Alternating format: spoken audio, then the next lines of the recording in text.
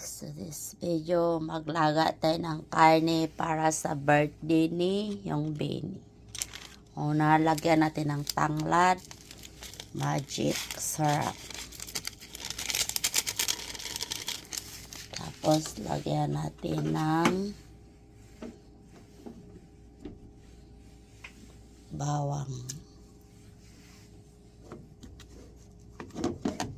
Lagyan natin ng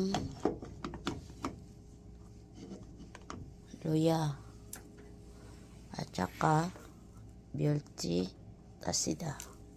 Yan lang po ang ating panglita. Wag mo lagyan ng asin kasi magtigas ang karne. So mag-start na tayo magpakulo. Kuluan natin within 30 minutes para masarap naman siya.